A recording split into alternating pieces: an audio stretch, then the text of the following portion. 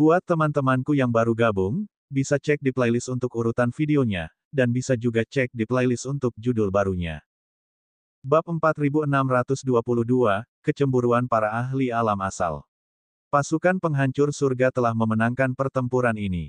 Mereka tidak hanya merebut kembali benteng hutan Phoenix, tetapi mereka juga merampas sejumlah besar sumber daya dan membunuh sejumlah besar praktisi kuat dari Istana Surgawi.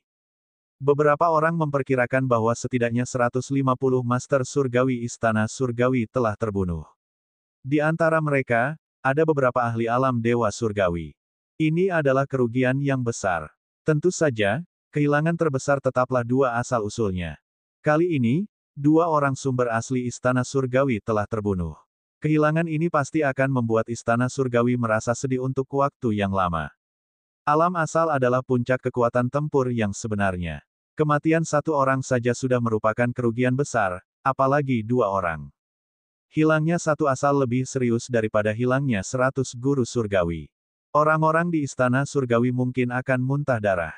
Tentu saja, pasukan penghancur surga juga menderita kerugian. Sekitar 30 Master Dewa telah tewas dalam pertempuran. Akan tetapi, dibandingkan dengan kerugian Istana Surgawi, kerugian mereka sepenuhnya sepadan. Di benteng hutan Phoenix, Tang Xiao, supremasi sumber api bintang, dan yang lainnya mendarat di depan Lu Ming. Lu Ming telah menonaktifkan teknik imitasi hebat dan kembali ke penampilan aslinya.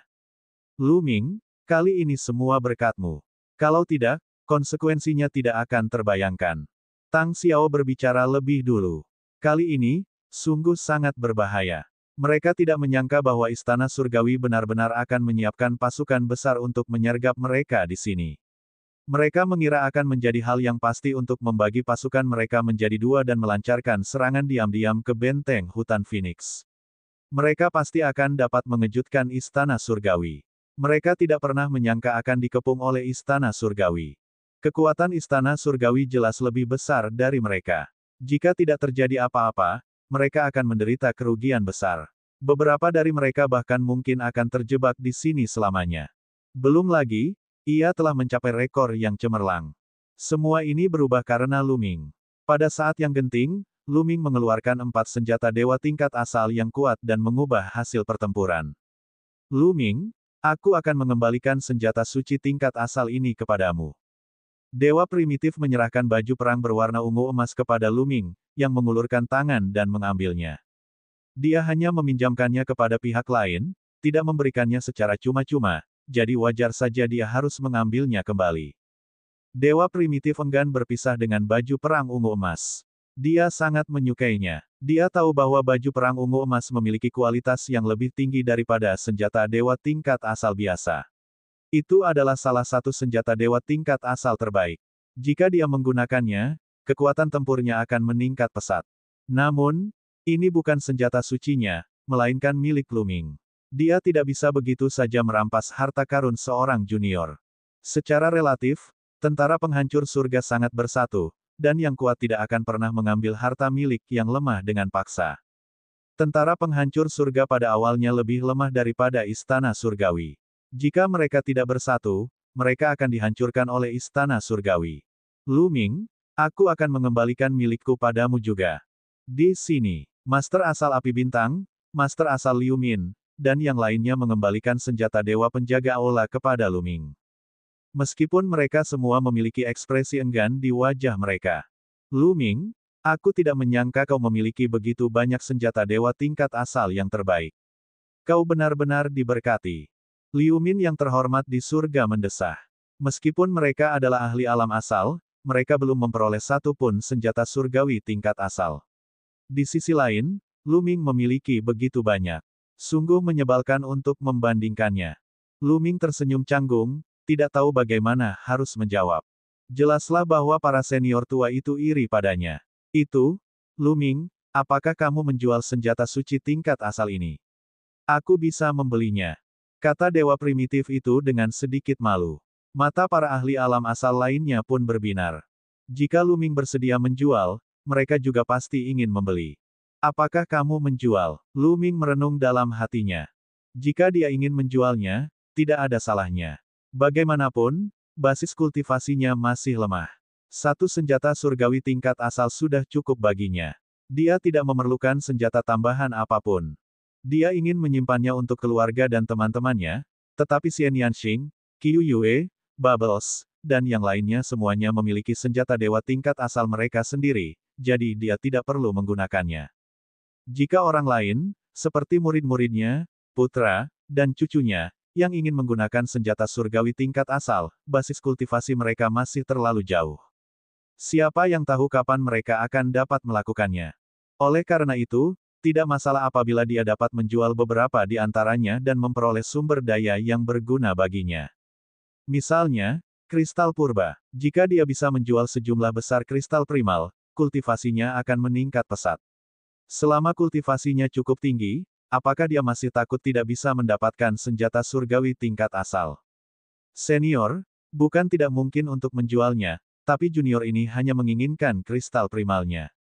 Kata Lu Ming. Kristal purba, dewa primitif dan para ahli alam asal lainnya mengerutkan kening. Senjata surgawi tingkat asal di tangan Lu Ming bukanlah senjata surgawi tingkat asal biasa. Itu adalah senjata surgawi tingkat asal terbaik dan harganya sangat tinggi. Berapa nilainya jika dibandingkan dengan kristal prasejarah? Salah satunya bernilai sedikitnya 100 juta atau lebih kristal purba. Mereka tidak memiliki banyak kristal primal pada benda tersebut. Ketanyaannya, mereka bahkan tidak memiliki beberapa ratus ribu kristal primal di atasnya. Dan EBSCP, mereka secara alami telah memperoleh cukup banyak kristal primal ketika mereka menjelajah, tetapi mereka tidak menggunakannya. Selama mereka memperolehnya, mereka akan memberikannya kepada junior penting atau menukarnya dengan barang-barang berguna dengan keberadaan dewa surgawi. Oleh karena itu, mereka yang berada di alam asal biasanya hanya membawa sedikit kristal primal bersama mereka. Lu Ming, aku tidak punya banyak kristal primal.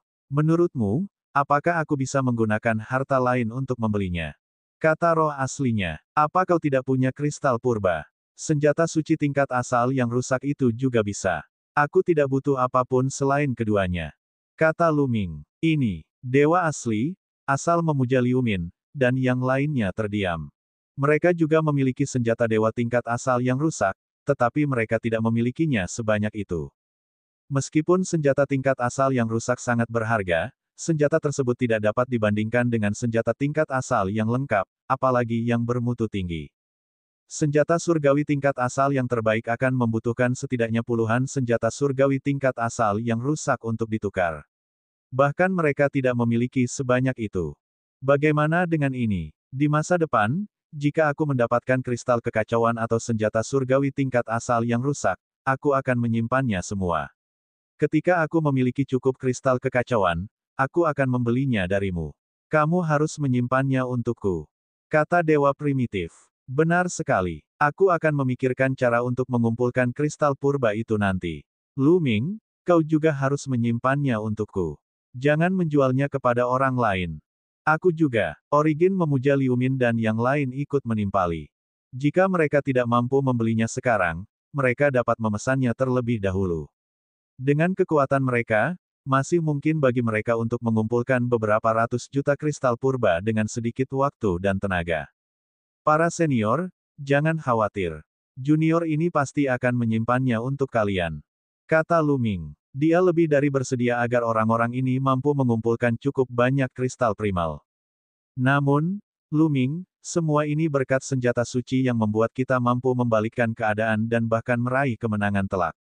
Aku akan membalas semua kebaikan dan dendam. Aku tidak bisa membiarkan ini begitu saja.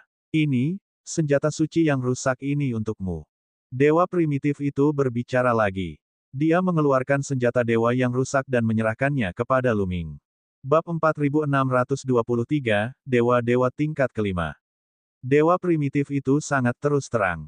Dia mengeluarkan senjata dewa yang rusak dan memberikannya kepada Lu Ming sebagai ucapan terima kasih. Lu Ming, ambillah. Kamu pantas mendapatkannya. Tang Xiao berbicara, wajahnya tetap gelap seperti biasanya. Terima kasih banyak, senior. Lu Ming mengangguk dan mengambil senjata suci yang rusak itu. Para ahli alam asal lainnya, seperti pemuja asal Liu Min, pemuja asal Raja Ke, dan alam asal ras langit dan bumi, yang sebelumnya telah menerima senjata dewa tingkat asal Lu Ming, melirik dewa primitif itu dengan tidak senang. Mereka sebenarnya tidak ingin memberikannya kepadanya. Namun, dewa primitif itu telah memberikannya kepada mereka. Jika tidak, bukankah mereka akan terlihat remeh di depan semua orang? Mereka adalah ahli alam asal dan orang tua. Bagaimana mungkin mereka dianggap pelit? Oleh karena itu, mereka menggertakkan gigi dan mengeluarkan senjata dewa yang rusak satu demi satu dan menyerahkannya kepada Luming. Kali ini, Luming telah memperoleh 4 senjata dewa yang rusak. Dia tidak bisa menahan kegembiraannya. Kali ini, Qiu tidak perlu khawatir tentang makanan. Luming, inilah yang pantas kamu dapatkan. Kamu telah memberikan kontribusi yang besar kali ini. Pasukan penghancur surga akan memberimu hadiah. Bagaimana dengan ini? Saat kita kembali, aku akan mengumpulkan 1.000.000 kristal primal untukmu. Dun tertawa. Kalau begitu, terima kasih, Tang, kakak Tang. Luming menangkupkan tinjunya dan mengucapkan terima kasih. Dia adalah suami Xian Yanxing, jadi tidak berlebihan jika memanggil Tang Xiao dengan sebutan kakak. Istana Surgawi telah menderita kerugian besar kali ini. Aku ingin tahu apakah mereka akan membalas dendam. Sumber api bintang Supreme mengubah nadanya dan kembali ke topik utama. Istana Surgawi telah menderita kerugian besar kali ini. 2 asal-usul tewas dalam pertempuran, dan lebih dari 150 guru surgawi tewas dalam pertempuran. Mereka telah menderita kerugian besar di wilayah medan perang abadi. Saya berspekulasi bahwa mereka tidak akan menyerang lagi untuk sementara waktu. Dun tertawa. Saya hanya takut mereka akan memobilisasi para ahli dari tempat lain. Kata asal supremasi Liu Min. Tidak mudah untuk mengumpulkan para ahli dari tempat lain, kecuali mereka mengorbankan kepentingan tempat lain. Saya tidak berpikir istana surgawi sebodoh itu. Selain itu, para iblis akhir-akhir ini menjadi gelisah, jadi mereka tidak dapat menyelamatkan banyak orang. Namun, kita tidak boleh lengah. Tinggalkan sebagian dari mereka di sini untuk mempertahankan benteng. Jika istana surgawi benar-benar menyerang, tinggalkan benteng ini dan mundur. Kita dapat merebut kembali benteng itu jika kita kehilangannya, tetapi kita harus menjaga orang-orang kita. Dun tertawa. Yang lainnya mengangguk dan mulai membuat pengaturan. Tidak lama kemudian, sebagian dari mereka tetap tinggal untuk menjaga tempat itu sementara sisanya mundur. Luming, Tang Jun, Ye, dan yang lainnya kembali ke kota kuno bersama-sama. Setelah kembali ke kota kuno, Tang Jun pergi mengasingkan diri untuk berkultivasi. Sekarang dia memiliki cukup kristal primal untuk menerobos, jadi dia tentu ingin membuat terobosan dalam sekali jalan. Di sebelah utara medan pertempuran 1000 tahun, di aula besar. Sialan, sialan, kalian semua harus mati. Ye Xuan mengeluarkan raungan marah. Wajahnya berubah tak bisa dikenali, tampak ganas dan menakutkan. Para ahli dari istana surgawi di bawah tak bersuara. Seseorang, kirim pesan balasan. Saya ingin mengerahkan angkatan darat dan para ahli untuk memusnahkan para pemberontak itu dalam satu gerakan. Ye Xuan meraung. Tuan Muda Istana, Anda tidak bisa. Saat ini, semua wilayah membutuhkan banyak orang, terutama iblis jahat dari alam semesta gelap. Mereka mulai gelisah. Jika kita dengan gegabah memobilisasi para ahli dari wilayah lain, saya khawatir itu akan merugikan rencana jangka panjang Istana Surgawi. Seorang tetua alam asal memberi nasihat. Dihadapkan dengan Ye Xuan yang murka, hanya para ahli alam asal yang berani berbicara. Benar sekali, Tuan Muda Istana. Jika kita mengirim pesan kepada Tuan Surga sekarang, dia mungkin tidak setuju untuk mengerahkan para ahli. Pakar alam asal lainnya menasihati. Ye Xuan menarik napas dalam-dalam dan perlahan menjadi tenang. Namun, niat membunuh di matanya semakin kuat. Ini semua salah anak itu, ini semua salah anak itu. Ye Xuan menggeram. Bayangan Luming muncul di benaknya. Tentu saja, ini hanya Luming setelah dia mengeluarkan teknik imitasi hebat. Bocah itu harus mati. Mata Ye Xuan dipenuhi dengan niat membunuh. Kali ini, rencana awalnya berhasil dengan sempurna. Dia telah membuat taruhan yang tepat. Bahkan jika dia disergap oleh pasukan penghancur langit, itu tidak akan mengubah situasi. Kali ini, merekalah yang akan menang, dan yang akan menderita adalah tentara penghancur surga. Luminglah yang memberi mereka 4 senjata dewa tingkat asal yang mengubah gelombang pertempuran. Karena itu, dia mengalihkan semua kebenciannya kepada Luming. Sampaikan perintahku. Jika kau bertemu dengan bocah itu di medan perang 1000 tahun, bunuh dia tanpa ampun. Bunuh dia dengan sekuat tenaga dan bawa mayatnya kepadaku. Ye Xuan berkata dengan dingin, matanya tidak hanya dipenuhi dengan niat membunuh tetapi juga keserakahan. Lu Ming sebenarnya memiliki begitu banyak senjata surgawi tingkat asal yang terbaik. Bahkan dia, putra penguasa surga, tidak memiliki begitu banyak senjata surgawi tingkat asal yang terbaik. Bagaimana mungkin seekor semut biasa memiliki begitu banyak senjata surgawi tingkat asal yang terbaik? Senjata surgawi tingkat asal terbaik ini seharusnya menjadi miliknya. Asal dia bisa membunuh Lu Ming, senjata dewa tingkat asal terbaik itu akan menjadi miliknya. Ya, para ahli istana surgawi menyetujui perintah itu serempak. Beberapa hari setelah mereka kembali ke kota kuno, Tang Xiao memang telah mengumpulkan 1 juta kristal purba dan mengirimkannya ke Lu Ming. Hebat, Lu Ming sangat gembira. Dengan 1 juta kristal primal ini, sudah cukup baginya untuk menerobos ke tingkat kelima alam dewa utama. Qiu, teruslah membuat terobosan. Setelah kamu berhasil, senjata-senjata suci yang rusak ini dan 5 kilogram perak berkilauan api es ini semuanya akan menjadi milikmu. Lu Ming mengeluarkan beberapa senjata dewa yang rusak dan melambaikannya di depan Qiu, membuat matanya berbinar. Baiklah, aku akan mencoba menerobos secepatnya. Kalau kau tidak menggangguku terakhir kali, aku pasti sudah menerobos sekarang. Qiu cemberut. Lu Ming tersenyum malu. Qiu sedang dalam tahap terobosan, tetapi dalam pertempuran dengan istana surgawi beberapa hari yang lalu, Lu Ming benar-benar membutuhkan bantuan Qiu. Dia tidak punya pilihan selain dengan paksa menghentikan terobosan Qiu dan membangunkannya untuk berpartisipasi dalam pertempuran. Jangan khawatir, aku akan menebusnya. Nanti, kamu boleh memiliki senjata dewa yang rusak sebanyak yang kamu mau. Kata Lu Ming. Baru pada saat itulah Qiu tampil dengan rasa puas. Lu Ming juga duduk bersila dan mulai memurnikan kristal purba. Satu demi satu, kristal primal dimurnikan dan diubah menjadi kekuatan terlarang. Dalam sekejap mata, lebih dari 10 hari telah berlalu. Pada hari ini, gelombang dahsyat tiba-tiba datang dari tidak jauh. Ini, Tang Jun telah berhasil. Tatapan mata Lu Ming berkedip. Dan EBSP, dia bahkan tidak perlu melihat untuk mengetahui bahwa Tang Jun telah menerobos ke alam master surgawi tingkat kelima. Lu Ming tidak terkejut. Di kehidupan Tang Jun sebelumnya, dia berada di alam asal. Dia memiliki semua pengalaman kultivasinya. Oleh karena itu, dia tidak perlu memahaminya. Selama dia memiliki cukup sumber daya, dia dapat terus maju dalam kultivasinya, bahkan lebih cepat dari Lu Ming. Ini juga merupakan alasan mengapa basis kultivasi Tang Jun dapat meningkat begitu cepat. Setelah merasakannya beberapa saat, Lu Ming mengabaikannya dan terus menyempurnakan kristal kekacauan. Dalam sekejap mata, lebih dari setengah bulan telah berlalu. Lu Ming telah memurnikan 600.000 keping kristal kekacauan. Kultivasinya telah lama mencapai batas tingkat keempat alam master surgawi. Akumulasinya sudah penuh.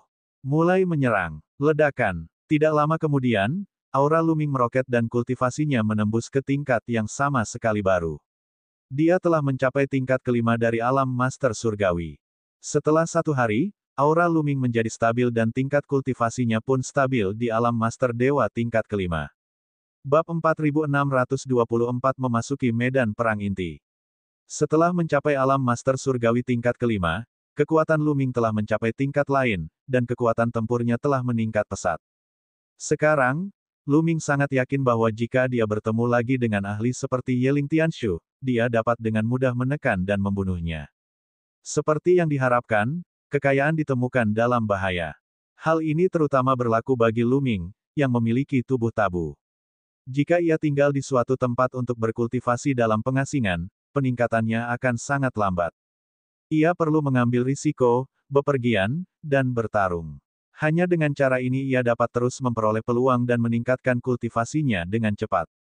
Pintu, buka, teriak Lu Ming. Puluhan ribu sel dalam tubuhnya bersinar dan saling terhubung, membentuk sebuah pintu. Ada jalan lumpur kuning di pintu yang mengarah ke tempat gelap yang tidak diketahui. Perlu disebutkan bahwa jalan lumpur kuning itu jauh lebih panjang daripada saat pertama kali terbentuk, dan memanjang ke dalam kegelapan di tengah pintu. Jalan lumpur kuning ini setara dengan jembatan alam semesta milik orang lain. Jalan ini memanjang dan dapat mengarah ke lautan alam semesta. Di jalan berlumpur kuning, noda darah masih ada di sana, seolah baru saja ada di sana, merah tua dan berkilauan. Aku berada di level kelima alam Dewa Master. Begitu aku mencapai level ke-9, jalan lumpur kuning seharusnya bisa mencapai samudera semesta dan aku bisa mulai memahami asal-usulnya. Mata Lu Ming berbinar-binar. Tanpa disadari, tingkat kultivasinya sudah mendekati puncak alam semesta. Dengan satu pikiran, jalan lumpur kuning dan pintu itu menghilang bersama. QQ juga akan berhasil. Pada saat ini, mata Lu Ming kembali berbinar. Ia menyadari bahwa aura QQ juga telah mencapai puncaknya dan memasuki level baru. Dan EBSP, beberapa hari kemudian, aura QQ menjadi stabil, sepenuhnya menstabilkan dirinya pada dewa penguasa tingkat keempat. Selamat, QQ. Lu Ming tersenyum. Kau masih lebih cepat. Kultivasimu telah melampauiku lagi. Cepatlah, Lu Ming, beri aku makanan. Aku ingin melampauimu. QQ berseru, dan tubuh bulatnya berguling-guling, tampak sangat tidak senang. Lu Ming tersenyum. Dengan lambaian tangannya, ada 3 senjata dewa yang rusak. Dalam kepemilikan Lu Ming, termasuk senjata dewa dan baju zirah tingkat asal yang diperolehnya dari Ye Chu Tianji, ia memiliki total 5 senjata dewa yang rusak. Lu Ming tidak bermaksud memberikannya pada QQ. QQ akan membutuhkan waktu yang lama untuk mencerna 3 senjata dewa tingkat asal yang rusak. Di antara 3 senjata dewa tingkat asal yang rusak, salah satunya adalah baju besi yang diperolehnya dari Ye Chu Tianji. Senjata surgawi tingkat asal yang defensif sangatlah langka. Setelah QQ memakannya, jika ia bisa memperoleh fungsi sebagai baju zirah, itu akan setara dengan memiliki senjata surgawi dan baju zirah tingkat asal yang masih hidup. Aku akan makan. Ketika QQ melihat senjata dewa tingkat asal yang rusak, ia sangat gembira.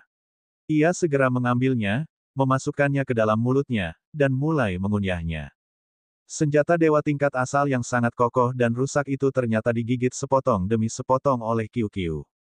Tak lama kemudian, 3 senjata dewa tingkat asal yang rusak memasuki perut QQ. QQ, makanlah 10 jin perak percikan api es ini juga. Lu Ming mengeluarkan 10 kati lagi perak percikan api es dan memberikannya kepada QQ, untuk berjaga-jaga seandainya ia menemui kemacetan dan menimbulkan kotoran di dalam tubuhnya seperti sebelumnya. Setelah QQ memakan semuanya, ia mengubahnya menjadi gelang dan digantung di tangan Lu Ming untuk dicerna.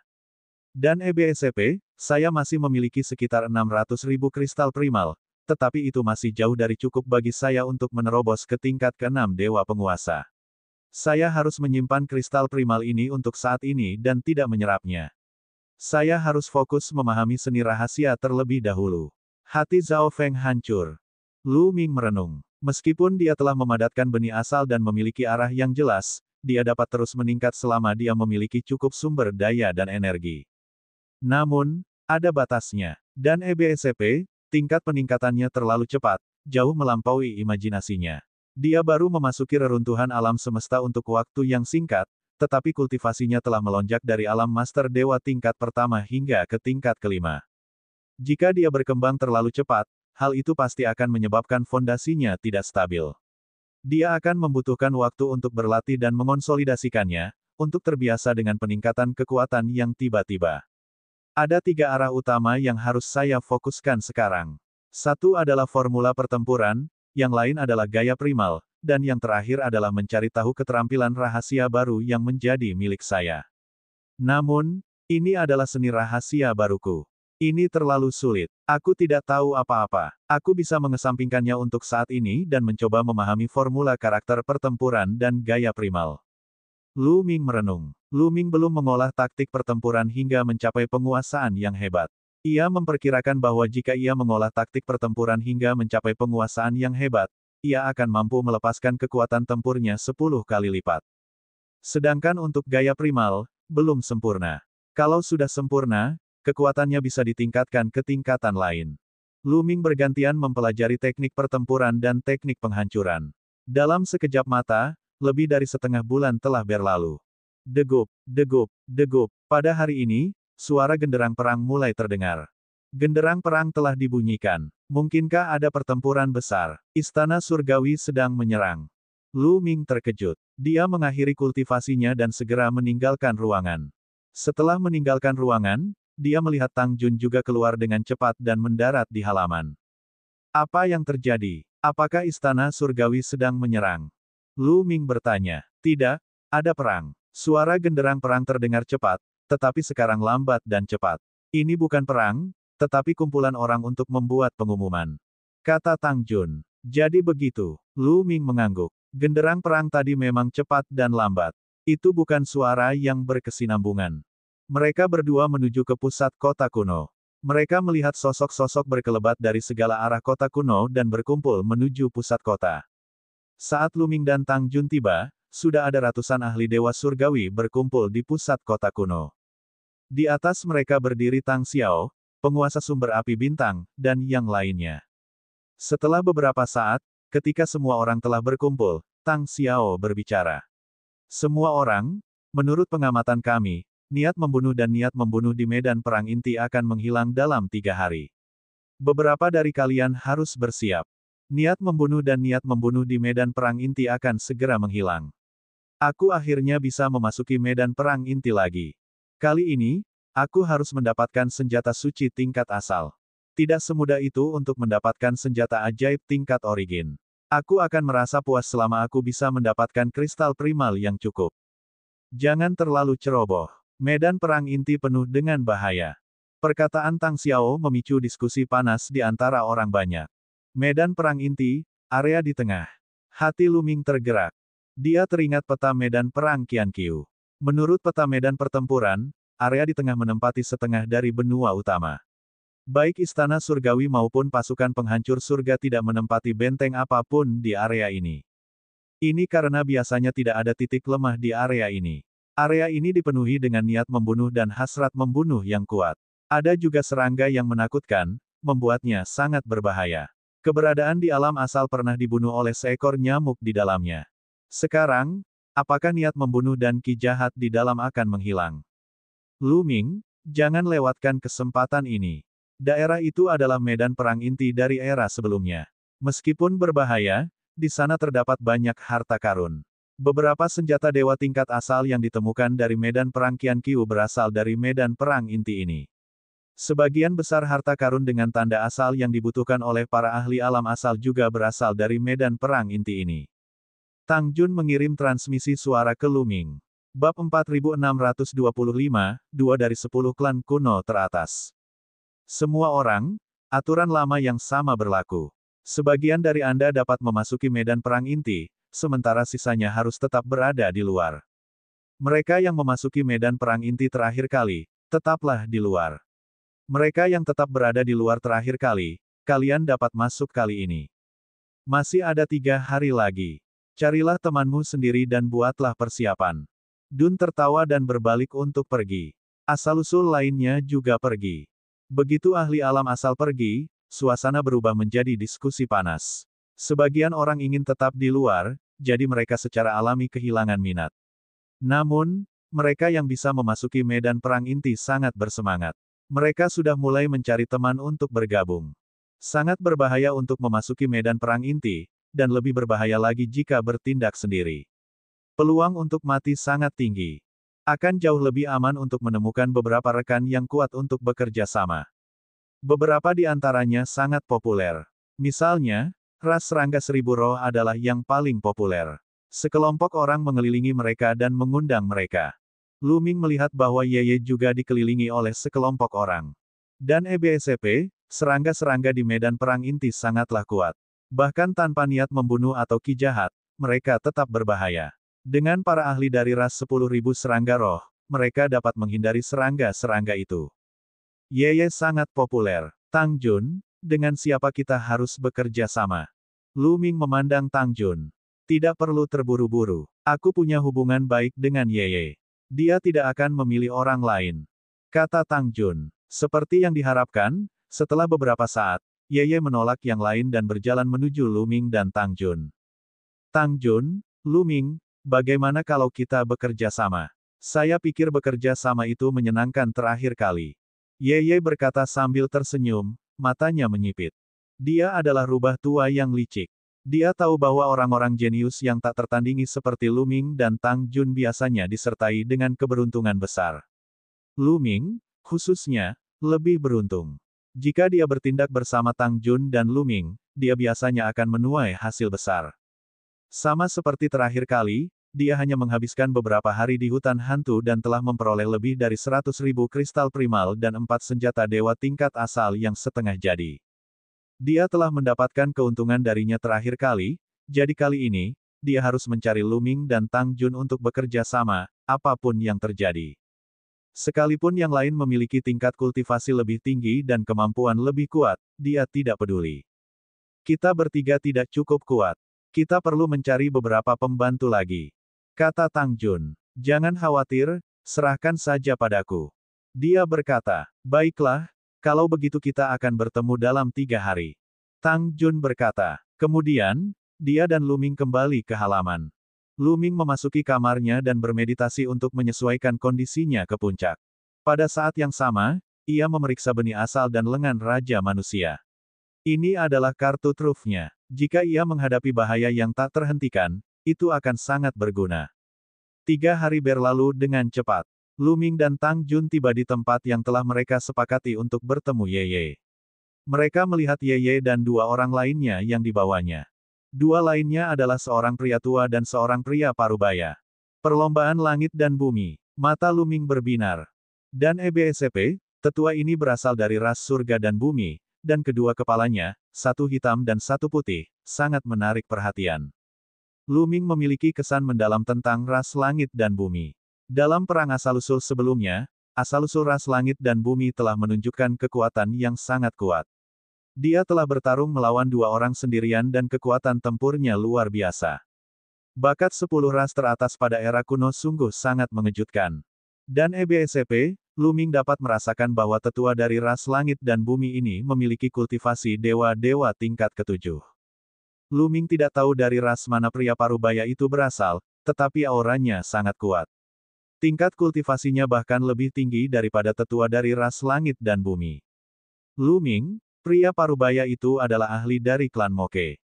Klan Moke dulunya adalah salah satu dari 10 klan teratas. Tang Jun memberitahu Lu Ming melalui transmisi suara. Balapan Moke. Mata Lu Ming berkedip. Dia tahu ada ras lain yang pernah masuk dalam 10 besar. Dan EBSP, Anda sudah datang. Mari, izinkan saya memperkenalkan Anda. Ini adalah Mo Chang, seorang ahli dari ras Moke, dewa penguasa tingkat 8. Ye Ye menunjuk ke arah lelaki kekar di tengah dan memperkenalkannya. Kemudian, dia menunjuk ke lelaki tua dari ras langit dan bumi dan berkata, ini adalah ahli dari ras langit dan bumi. Namanya Ronggong, dan dia adalah dewa-dewa tingkat ke-7. Mereka berdua sangat kuat, jauh lebih kuat daripada rekan-rekan mereka. Salam untuk kalian berdua. Lu Ming dan Tang Jun menyambutnya dengan tangan terkepal. Mo Chang dan Ronggong, kurasa aku tidak perlu memperkenalkan mereka. Ye Ye berkata sambil tersenyum. Tentu saja, kami sudah lama mengenal Nona Tang Jun, dan ada juga Lu Ming yang memiliki tubuh tabu. Berkat harta karun Lu Ming, kami memenangkan pertempuran. Merupakan keberuntungan bagi kami untuk dapat bekerja sama dengan kalian berdua. Mo Chang berkata sambil tersenyum.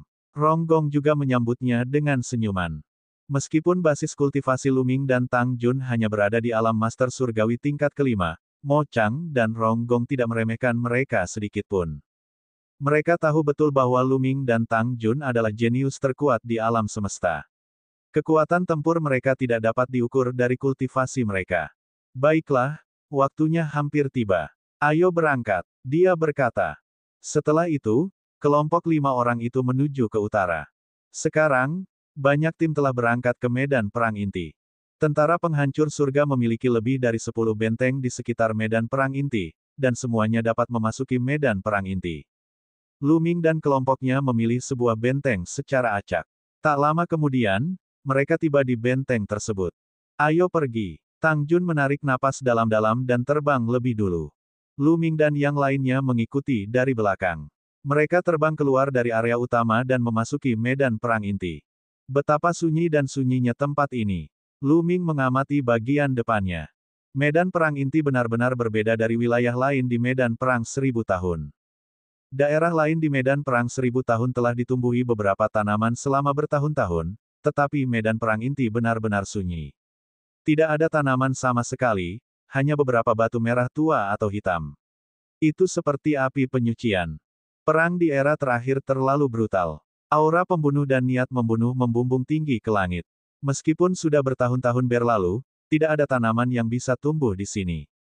Namun, tempat ini telah melahirkan banyak serangga yang menakutkan. Banyak dari serangga ini bersembunyi di bawah tanah, jadi kita harus berhati-hati. Tang Jun berkata pada Lu Ming. Asyik, pada saat ini, sesosok tubuh terbang melewati kepala Lu Ming dengan kecepatan yang mencengangkan. Sosok itu tampak tak tahu malu dan tidak memiliki keraguan. Alam asal, pupil mata Lu Ming sedikit mengecil. Tidak mengherankan bahwa seorang ahli alam asal begitu tak kenal takut. Tanpa niat membunuh dan ki yang mengerikan, tidak banyak serangga yang dapat menjadi ancaman bagi para ahli alam asal, meskipun mereka kuat. Hanya ketika niat membunuh dan niat membunuh melonjak ke langit, serangga-serangga itu bisa mengamuk. Mereka bisa menggunakan niat membunuh dan niat membunuh untuk menimbulkan ancaman fatal bagi keberadaan alam asal. Jika kita bertemu dengan asal-usul istana surgawi di medan perang inti, bukankah kita akan berada dalam bahaya? Kata Lu Ming. Orang yang baru saja terbang itu jelas merupakan asal-muasal pasukan penghancur surga. Jika dia menyentuh asal-muasal istana surgawi, bukankah itu berarti? Meskipun dia telah menggunakan teknik imitasi hebat untuk mengubah penampilan dan auranya, dia tidak dapat bersembunyi dari mata asalnya. Bab 4626, Kedatangan Ayah Yeling Tianshu. Jangan khawatir, biasanya hal itu tidak akan terjadi. Kudengar ada aula besar di tengah medan perang inti. Itu adalah tempat yang sangat penting di era terakhir dan berisi banyak harta karun. Bahkan banyak ahli timbal balik harus bertarung sampai mati, jadi setiap kali mereka memasuki medan perang inti, mereka akan menuju aula itu sesegera mungkin. Mereka tidak akan bertemu dengan ahli timbal balik di sekitarnya. Ye menjelaskan. Jadi begitu, Lu Ming menghela napas lega. Selama dia tidak bertemu dengan keberadaan apapun di resiprositas, tidak ada seorang pun di bawah resiprositas yang akan mampu melihat teknik imitasinya yang hebat dan merasa sulit untuk menemukan identitas aslinya. Begitu mereka mengetahui identitas aslinya, orang-orang istana surgawi tidak akan membiarkannya pergi. Dulu ketika mereka bertempur memperebutkan benteng hutan Phoenix, para ahli alam asal bertempur dengan sekuat tenaga. Tentu saja, mereka tidak memiliki energi cadangan untuk menyelidiki Lu Ming dengan serius. Itulah sebabnya mereka tidak menemukan identitas asli Lu Ming. Kalau saja pihak lain tidak berjuang mati-matian dan hati-hati menyelidiki Lu Ming pasti sudah terbongkar. Ayo kita ke kiri. Ada serangga beracun yang menunggu di bawah tanah di sebelah kanan. Kedua antena Ye bergetar, melepaskan gelombang tak kasat mata untuk mendeteksi serangga di area ini. Lu Ming dan kelompoknya mengikuti Ye dan menuju ke kiri, menuju pedalaman medan perang inti. Pada saat ini, suatu eksistensi yang kuat telah turun ke medan perang 1000 tahun. Orang ini adalah Ayah Tianshu. Dia telah mengikuti Lu Ming sampai ke tempat ini. Anak Lu Ming itu pasti sudah sampai di medan perang abadi. Auranya terputus di sini, jadi dia pasti ada di dalam medan perang abadi. Nak, tidak peduli bagaimana kau lari, kau tidak akan bisa lari dariku. Beraninya kau membunuh anakku. Aku akan memastikan kau mati tanpa tanah pemakaman. Ayah Yeling Tianshu meraung dalam hatinya, matanya dipenuhi dengan niat membunuh. Saat itu, karena badai kosmik, dia kehilangan jejak Lu Ming dan pergi ke arah lain. Namun, setelah beberapa lama mengejar, Lu Ming tetap tidak ditemukan. Dia pun mengubah arahnya. Dia terus mengubah arah dan mencari. Pada akhirnya, dia menemukan aura Lu Ming lagi. Dia memiliki bakat yang unik. Selama ada jejak aura yang tertinggal, dia akan dapat melacaknya. Pada akhirnya, dia mengikuti aura samar itu sampai ke medan perang Qianqiu. Dalam sekejap, Ayah Yeling Tianshu memasuki medan perang Qianqiu dan tiba di wilayah yang diduduki oleh Istana Surgawi. Siapa ini? Begitu Ayah Yeling Tianshu muncul, dia ketahuan. Sesosok muncul di depannya, menghalangi jalannya. Dia juga merupakan seorang yang sangat dihormati di Istana Surgawi. Tentu saja, para ahli alam asal menjaga pecahan benua kecil di luar medan perang Qianqiu. Itu kamu, Saudara Gan Liu. Mengapa kamu ada di medan perang 1000 tahun ini? Yang terhormat dari Istana Surgawi tercengang. Ayah Yeling Tianshu disebut Yeling Gan Liu. Awalnya dia bertugas menjaga Istana Surgawi Ilusi, menjaga pintu masuk ke alam semesta gelap. Itulah sebabnya asal-usul Istana Surgawi menemukan Yeling Ganliu dan merasa curiga. Anak saya, Yeling Tianshu, dibunuh oleh seseorang. Orang yang membunuhnya ada di medan perang Qianqiu. Bagaimana mungkin saya tidak datang? Suara Yeling Ganliu terdengar dingin. Apa? Keponakan Tianshu terbunuh. Siapa yang berani begitu? Asal-usul Istana Surgawi berteriak. Lu Ming, tubuh terlarang itu Lu Ming. Yeling Ganliu berkata dengan dingin. Lu Ming, tubuh tabu. Dia benar-benar datang ke medan perang Qianqiu. Mengapa aku tidak mendengar apapun tentangnya? Ekspresi asal-usul Istana Surgawi berubah. Bocah itu mungkin telah menggunakan teknik untuk mengubah penampilan dan auranya, tetapi dia pasti berada di medan perang Qianqiu. Sepertinya dia bersama para pemberontak. Mata Yeling Ganliu berbinar dingin. Dia jelas sedang memikirkan cara menangkap Lu Ming dan membunuhnya. Sekarang setelah niat membunuh dan aura pembunuh di medan perang inti telah mereda, saya pikir Lu Ming akan memasuki medan perang inti. Jika Anda ingin mencarinya, Anda sebaiknya pergi ke medan perang inti dan melihatnya. Mengatakan asal-usul Istana Surgawi. Medan perang inti. Bagus sekali. Ayo pergi, kata Yeling Ganliu dingin. Dengan cepat, dia meninggalkan tempat itu. Tidak lama kemudian, dia melewati benteng Istana Surga dan memasuki medan perang inti. Sangat jarang medan perang inti dibuka. Konon katanya ada istana peninggalan era sebelumnya di area pusat. Ada banyak harta karun di sana. Kita tidak boleh melewatkannya jika itu terjadi lain waktu. Namun, Lu Ming lebih pantas mati. Kita tidak boleh membiarkannya pergi. Mata Yeling Ganliu dipenuhi dengan niat membunuh. Istana di tengah medan perang inti itu sangat menarik baginya. Jika waktu lain, dia pasti akan bergegas ke sana. Namun kini, keinginannya untuk membalas dendam semakin kuat. Ia berencana untuk mencari Lu Ming dan membunuhnya terlebih dahulu. Jika masih ada waktu, tidak akan terlambat untuk pergi ke kuil. Penjaga surgawi yang berteriak itu bergegas ke jantung medan perang inti dan menyebarkan kesadaran spiritualnya, mencari Lu Ming. Di sisi lain, kelompok Lu Ming yang beranggotakan 5 orang sudah berada jutaan mil jauhnya dari medan perang inti. Sepanjang perjalanan, mereka tidak menemui serangan serangga apapun. Itu semua berkat persepsi Ye yang dapat merasakan serangga tepat waktu setiap saat dan menghindarinya terlebih dahulu atau mengambil jalan memutar. Makanan enak. Menurutku ada makanan enak di depan. Qiu tiba-tiba berteriak dan berubah menjadi bola. Bola itu melayang di bahu Lu Ming, matanya bersinar. Qiu, kamu menemukan sesuatu. Mata Lu Ming berbinar. Qiu hanya akan bertindak seperti ini jika merasakan adanya harta karun. Ya, aku bisa merasakan sesuatu yang lesat. Bola terus berlanjut. Ye, di depan nggak ada serangga, kan? Lu Ming bertanya padanya. Tidak, jangan khawatir, mata Ye juga berbinar. Terakhir kali dia memasuki hutan hantu bersama Lu Ming, dia telah melihat kemampuan Qiu. Jika bukan karena Qiu, mereka tidak akan mendapatkan apa-apa. Sekarang, Qiu bereaksi lagi. Ayo pergi dan lihat. Lu Ming menggendong Qiu dan terbang lebih dulu. Yang lainnya mengikuti Lu Ming dari dekat. Mo Chang dan Rong Gong sangat penasaran. Mereka tidak tahu apa yang akan ditemukan oleh makhluk logam yang dibawa Lu Ming. Setelah beberapa ribu mil, Qiu berhenti. Kemudian, ia mulai menggali tanah di bawah kakinya dengan panik. Tidak lama kemudian, Qiu menggali lubang yang dalam dan sebuah senjata pun terlihat. Itu adalah pagoda perunggu. Namun, pagoda itu sudah rusak dan berkarat.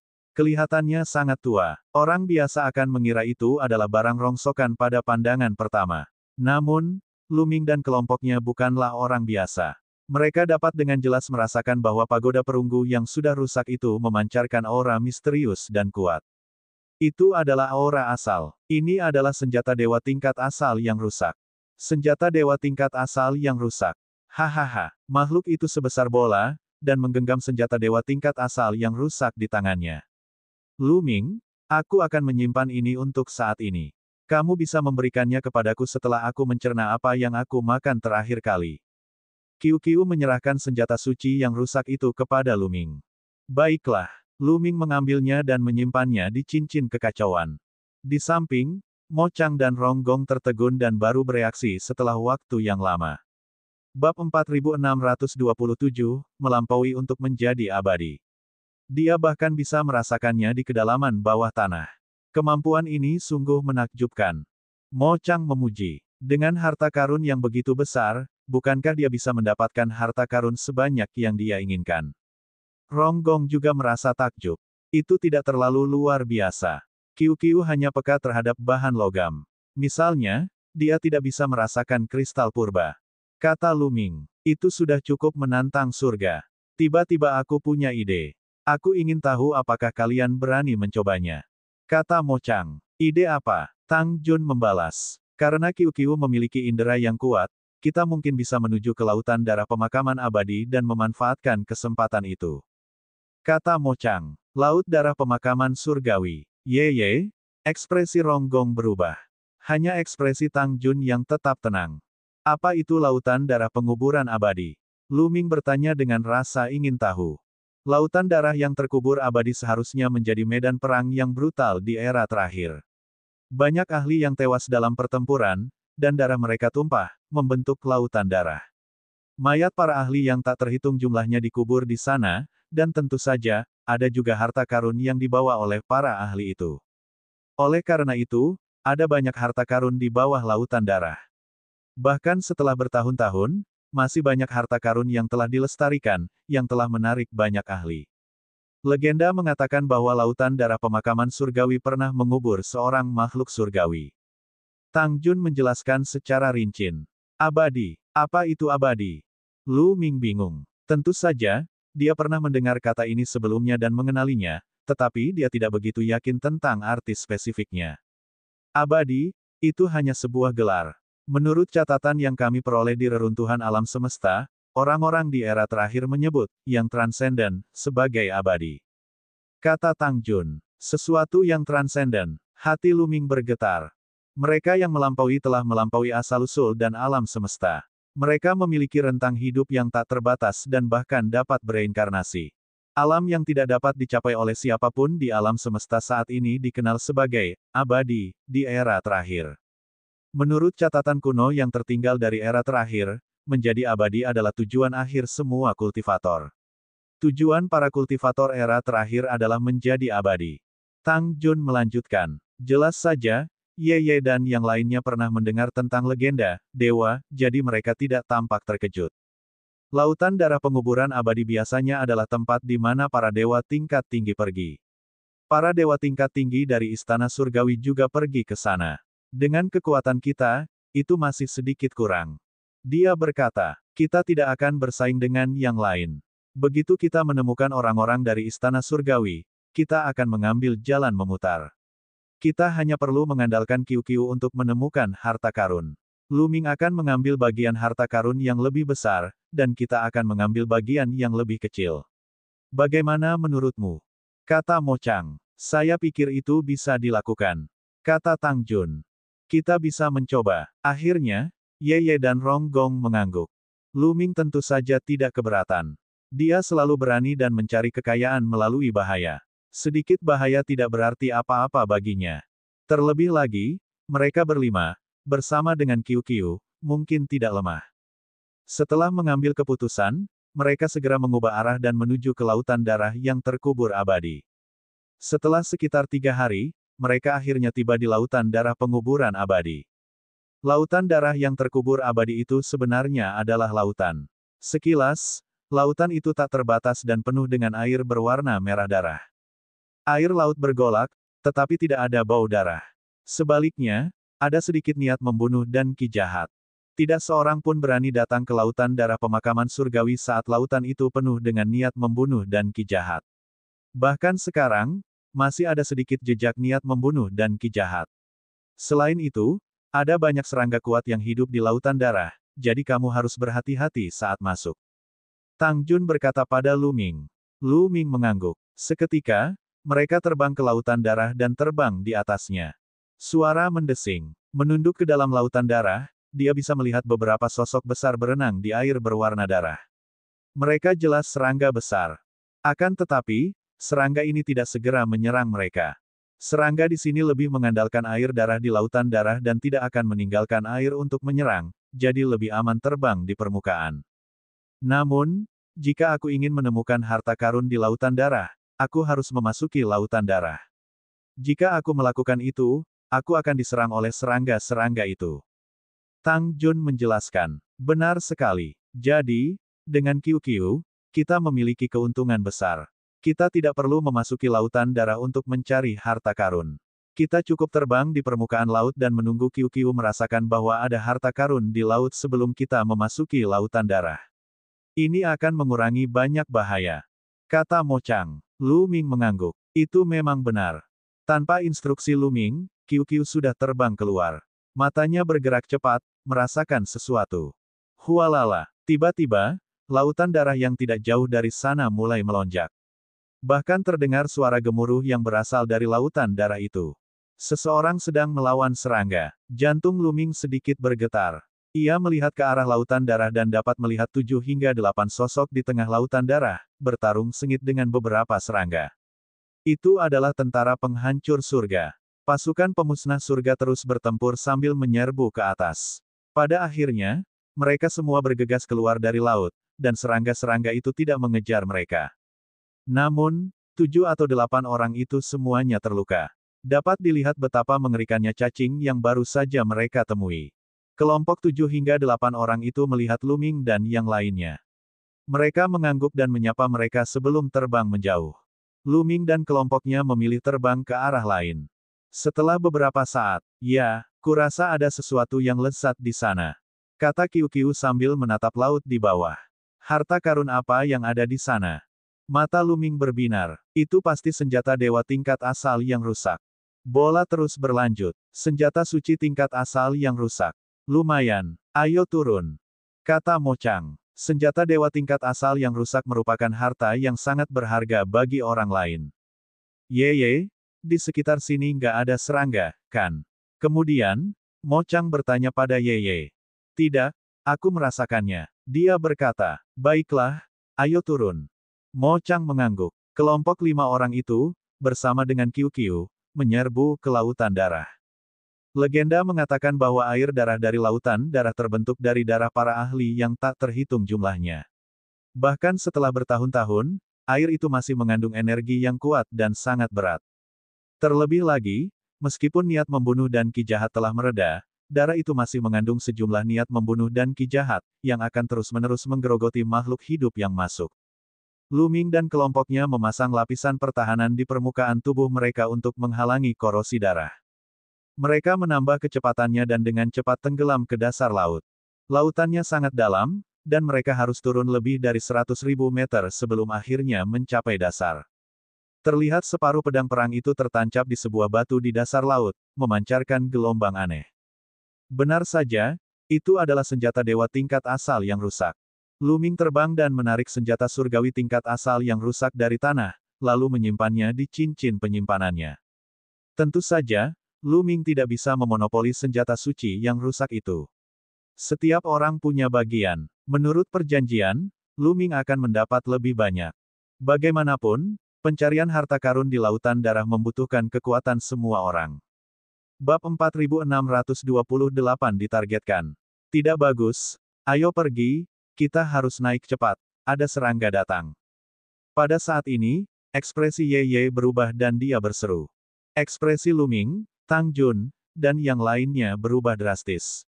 Tanpa ragu, mereka berlima melesat seperti anak panah dari busur. Namun, sudah terlambat. Kedua cacing itu sudah berenang mendekat. Kedua cacing itu seperti dua ular panjang berwarna merah darah, tetapi mereka tidak tampak seperti ular. Tubuh mereka seperti ular, dan kepala mereka tidak seperti ular. Mereka penuh dengan taring. Wus, wus. Kedua cacing panjang itu secepat dua cambuk panjang.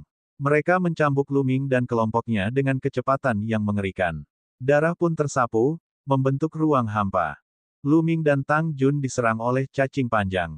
Keduanya bergabung untuk melawan, tetapi setelah diserang oleh cacing panjang itu, tubuh mereka bergetar hebat dan mereka tidak bisa menahan diri untuk tidak mundur. Di sisi lain, Mo Chang dan yang lainnya juga terpental oleh cacing panjang itu. Sungguh kekuatan yang mengerikan. Ekspresi wajah Lu Ming serius. Sebelum ia bisa pulih, cacing panjang itu mencambuknya lagi. Bunuh dia, mati, teriak Lu Ming. Dia menusuk cacing panjang itu dengan tombak dewa perang, tetapi tidak berhasil menembusnya. Lu Ming menyadari bahwa tubuh cacing panjang itu sangat keras. Tombak Dewa Perang itu hanya bisa menembus selapis kulit, dan kedalamannya kurang dari 1 inci. Sebaliknya, ada serangan balik kuat yang membuat lengan Lu Ming mati rasa. Cacing panjang itu tampak sangat marah setelah kulitnya dirobek oleh Lu Ming. Ia menjerit memekakkan telinga dan mulutnya yang penuh taring menggigit Lu Ming bagai kilat. Saya akan. Qiu berubah menjadi tombak dan menebas kepala cacing yang panjang. Tentu saja, tombak itu tidak memotong kepala cacing panjang itu, tetapi ia menghindari serangan itu. Kemudian, Tang Jun menebas dengan pedangnya. Cahaya pedang mewarnai lautan darah dengan lapisan cahaya putih. Pedang itu juga menebas kepala cacing yang panjang, tetapi hanya memotong selapis kulit dan tidak memotong kepalanya. Cacing panjang ini tidak hanya sangat kuat, tetapi kekuatan pertahanannya juga mengerikan. Jangan sampai terjerat dengan mereka. Ayo cepat-cepat keluar dari laut, atau kita akan menarik lebih banyak serangga dan itu akan berbahaya. Ye berteriak. Ayo pergi. Lu Ming, Tang Jun dan yang lainnya menghentikan serangan mereka dan bergegas menuju permukaan laut dengan sekuat tenaga. Ye, Mo Chang, dan Rong Gong juga bergegas ke atas dengan sekuat tenaga.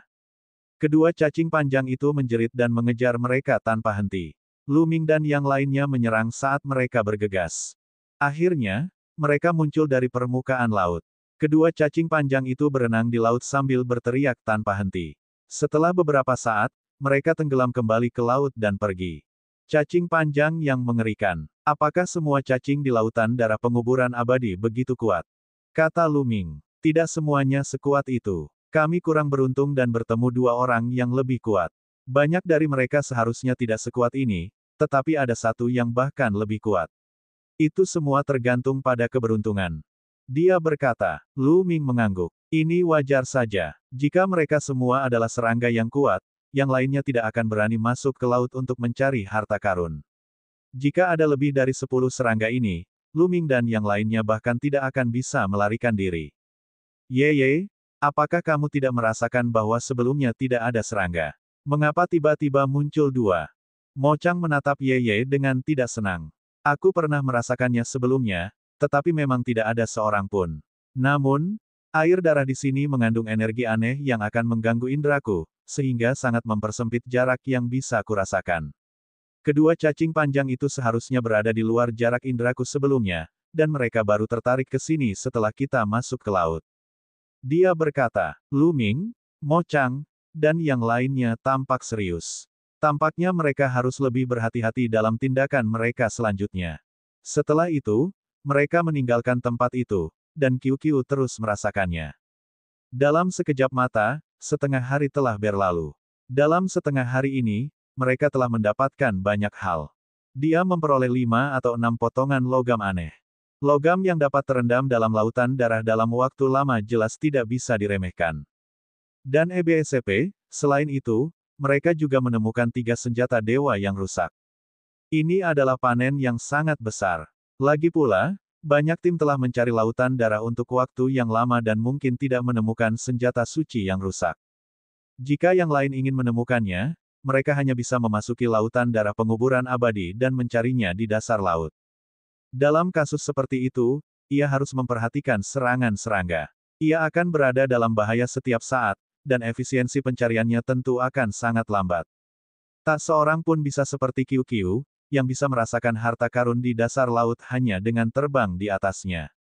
Satu-satunya kekurangannya adalah Qiu hanya bisa merasakan harta karun yang mengandung logam mulia. Ia tidak bisa merasakan apapun yang bukan logam. Misalnya, Qiu tidak dapat merasakan beberapa tas penyimpanan bermutu sangat tinggi. Yang benar-benar bisa menghasilkan banyak uang adalah tas penyimpanan bermutu tinggi. Tas penyimpanan itu bisa disimpan di lautan darah selama bertahun-tahun tanpa rusak. Tas itu pasti ditinggalkan oleh tokoh-tokoh besar di era terakhir, dan mungkin berisi harta karun yang mengejutkan. Seseorang pernah memperoleh tas penyimpanan semacam ini di masa lalu dan menemukan harta karun yang mengejutkan di dalamnya. Bahkan ada harta karun yang melampaui senjata sihir tingkat asal dan sejumlah besar harta karun yang mengandung tanda asal. Karena hal inilah banyak ahli timbal balik datang ke lautan darah penguburan abadi untuk mencari harta karun. Namun, tas penyimpanan semacam itu sangat langka. Dalam 10 tahun bintang abadi sejak medan perang 1000 tahun ditemukan, hanya 2 kantong penyimpanan seperti itu yang ditemukan. Alasan utamanya adalah karena air laut dari lautan darah yang terkubur abadi mengandung sejumlah energi yang mengerikan. Jika bukan karena tas penyimpanan tingkat tinggi yang mencengangkan, tas penyimpanan lainnya akan terkorosi setelah bertahun-tahun. Namun meski begitu, Mo Chang, Ronggong, Yeye, dan yang lainnya sudah sangat puas. Mengingat nilai senjata dewa tingkat asal yang rusak, kekayaan yang mereka peroleh tidaklah sedikit. Baru setengah hari. Dulu, saat mereka masuk, mereka hanya perlu menunggu niat membunuh dan aura pembunuh dari medan perang inti muncul kembali, dan mereka bahkan mungkin tidak menemukan senjata suci yang rusak. Jika dia menghabiskan lebih banyak waktu, dia pasti akan mendapatkan lebih banyak. Mereka terus mencari dan sekaligus menyebarkan indera spiritualnya untuk memperhatikan keadaan di sekitarnya. Di lautan darah yang terkubur abadi, bukan hanya pasukan penghancur surga yang akan datang, tetapi istana surgawi juga akan datang. Bahaya selalu ada. Akan tetapi, Lu Ming dan yang lainnya tidak menyadari bahwa ada beberapa pasang mata yang menatap mereka dari lautan darah tak jauh dari sana. Ini adalah sekelompok orang kuat dari istana surgawi. Total ada 7 orang. Mereka tersembunyi di lautan darah dan aura mereka terhalang oleh lautan darah. Itulah sebabnya Lu Ming dan yang lainnya tidak dapat merasakan mereka. Salah satu dari mereka tampaknya adalah putri leluhur pedang terlarang, Tang Feng. Ketujuh ahli istana surgawi berkomunikasi secara rahasia. Benar sekali. Dia adalah Tang Jun, putri Tang Feng. Bagus sekali. Aku tidak menyangka akan bertemu Tang Jun di sini. Selama kita bisa mengalahkannya, itu akan menjadi pukulan telak bagi para pemberontak. Pada saat itu, Tuan Muda Istana Yesuan pasti akan memberi kita hadiah besar. Tang Jun adalah hal kedua. Yang terpenting adalah makhluk metalik itu. Ia dapat merasakan harta karun di dasar laut dari permukaan. Jika kita mendapatkannya, berapa banyak harta karun yang bisa kita dapatkan di medan perang abadi ini? Pasti bukan masalah untuk terbang ke langit di masa depan. Benar sekali. Kita harus mendapatkan makhluk metalik itu. 7 tokoh utama istana surgawi berbincang secara rahasia, mata mereka berbinar-binar. Bab 4629 Pertempuran Pertemuan. Haruskah kita bergerak sekarang? Dengan kekuatan kita, kita bisa dengan mudah mengalahkan mereka. Salah satu dari 7 ahli dari istana surgawi bertanya. Mereka telah mengetahui kultivasi Lu Ming dan kelompoknya. Dan EBSCP, yang satu merupakan dewa penguasa tingkat 8, yang satu merupakan dewa penguasa tingkat 7, yang satu merupakan dewa penguasa tingkat 6, dan 2 merupakan dewa penguasa tingkat 5. Dan EBSCP, adapun mereka memiliki 4 dewa penguasa tingkat ke-8 dan 3 dewa penguasa tingkat ke-7. Perbedaan kekuatan tempurnya sangat besar. Tidak, tunggu sebentar. Jika kita menyerang di sekitar sini, aku khawatir itu akan menarik perhatian pengkhianat lainnya. Kita bisa menunggu sampai mereka agak jauh dari sini sebelum kita menyerang. Dengan begitu, itu tidak akan menarik perhatian orang lain. Itu sangat mudah. Kata salah satu kultivator manusia surgawi wanita. Kultivator manusia surgawi wanita itu tampak sangat muda, baru berusia 20-an. Dia sangat cantik. Dan EBSCP, tingkat kultivasinya hanya pada dewa penguasa tingkat ke-7, tetapi para dewa penguasa tingkat ke-8 tampaknya menganggapnya sebagai pemimpin mereka. Baiklah, kalau begitu kami akan menunggu. Yang lainnya semua mengangguk. Mereka bersembunyi di air dan tidak takut pada serangga. Wanita muda dari suku manusia surgawi itu memegang cakram arai di tangannya. Rune mengalir keluar dari cakram arai, membentuk lingkaran rune yang menyelimuti mereka. Rune halo ini tampaknya memiliki efek penyembunyian. Selama mereka tidak terlalu dekat dengan serangga, mereka tidak akan ditemukan. Lu Ming dan kelompoknya tidak menyadari bahwa mereka sedang diawasi. Mereka terus bergerak maju. Mo Chang pernah ke lautan darah penguburan abadi sebelumnya, jadi dia agak akrab dengan tempat itu. Sekarang, Mo Chang ingin membawa Lu Ming dan yang lainnya ke daerah laut yang lebih terpencil. Meskipun ada lebih banyak serangga dan lebih berbahaya di sana, mungkin ada lebih banyak harta karun di sana. Setelah beberapa saat, mereka mendekati wilayah laut. Tiba-tiba, air laut bergolak dan 7 sosok bergegas keluar seperti kilat, mengepung Lu Ming dan yang lainnya di tengah. Tidak bagus. Itu istana surgawi. Bagaimana mereka bisa bersembunyi di air dan tidak ditemukan oleh serangga? Mo Chang, Ye Ye, dan yang lainnya terkejut dan berteriak. Wajah Luming, Tang Jun, dan yang lainnya menjadi gelap. Dan EBSCP, hal ini khususnya berlaku bagi Mo Chang, yang juga merupakan dewa-dewa tingkat 8. Dengan menggunakan indera spiritualnya, ia telah menemukan kultivasi dari 7 anggota Istana Surgawi. Dan EBSCP, 4 dewa penguasa tingkat ke-8 dan 3 dewa penguasa tingkat ke-7, kekuatan bertarung semacam ini jauh di atas mereka. Bagaimana mereka akan melawan? Tang Jun, keberuntunganmu telah berakhir. Aku akan memberimu kesempatan sekarang. Bayar kultivasimu sendiri dan kembali ke Istana Surgawi bersama kami. Kamu bisa mengurangi penderitaan. Salah satu tetua manusia surgawi berwajah pucat mencibir sambil mengamati Tang Jun dengan tatapan dingin. Ada juga beberapa orang yang menatap tubuh Qiu Qiu dengan mata berapi-api, memperlihatkan keserakahan yang mendalam. Adapun Luming, dia sama sekali diabaikan oleh orang-orang di Istana Surgawi. Dan EBSCP, seorang guru surgawi tingkat ke-5 tidak ada apa-apanya di mata mereka. Dia bukan monster yang tak tertandingi seperti Tang Jun. Ledakan, ledakan, ledakan. 7 ahli dari Istana Surgawi mengerahkan seluruh kekuatan mereka. Aura mereka yang kuat menekan Luming dan yang lainnya. Mereka ingin membuat Luming dan yang lainnya merasakan ketakutan yang mendalam lalu mengalahkan mereka dalam satu gerakan. Dan EBSCP, 4 dewa penguasa tingkat 8 dan 3 dewa penguasa tingkat 7. Zhao Feng bergumam. Karena pihak lain tidak menyembunyikan kultivasinya, Luming secara alami mengetahui tingkat kultivasinya. Dia menyapu pandangannya dan mengamati secara diam-diam. Dan EBSCP, sesepuh manusia surgawi berwajah pucat itu adalah dewa penguasa tingkat 8. Dan EBSCP, ada pula seorang perempuan setengah baya dari suku manusia surgawi, juga pada tingkat ke-8 dewa-dewa. Dan EBSCP, 2 lainnya adalah manusia surgawi kekar yang tampak identik. Mereka jelas kembar, juga di alam dewa tingkat 8. Dan EBSCP, orang lainnya adalah seorang wanita muda manusia surgawi, seorang dewa-dewa tingkat ke-7. 2 yang tersisa bukan dari suku manusia surgawi. 1 dari suku malaikat, dan 1 lagi dari suku darah. Luming mengenali malaikat itu. Ketika Luming pertama kali datang ke medan perang Qianqiu, ia bertemu dengan malaikat bersayap 12 yang menyerangnya. Tang Jun datang menyelamatkannya di tengah jalan. Malaikat di depannya adalah orang yang menyerang Luming saat itu. Dan EBSCP, malaikat ini dan klan darah keduanya adalah dewa penguasa tingkat ke-7. Tang Jun tetap diam, tetapi auranya semakin kuat. Jelas bahwa dia telah mengerahkan kekuatannya hingga batas maksimal, siap bertarung kapan saja. Bagaimana kita akan membagi mereka berlima? Malaikat tua berwajah pucat itu bertanya. Serahkan sisa-sisa ras moke ini padaku. Wanita parubaya dari suku manusia surgawi itu berkata dengan dingin. Auranya yang kuat mendarat di tubuh Mo Chang dan menguncinya di tempat. Ledakan. Mo Chang juga mengeluarkan aura yang kuat untuk melawan rune manusia surgawi setengah baya. Kedua aura itu bertabrakan, menghasilkan ledakan gemuruh. Dan EBSCP, kekuatan tempur Tang Jun sangat kuat. Meskipun dia hanya seorang master surgawi tingkat ke-5, kamu tidak bisa ceroboh. Serahkan saja padaku, kata Zhao Feng.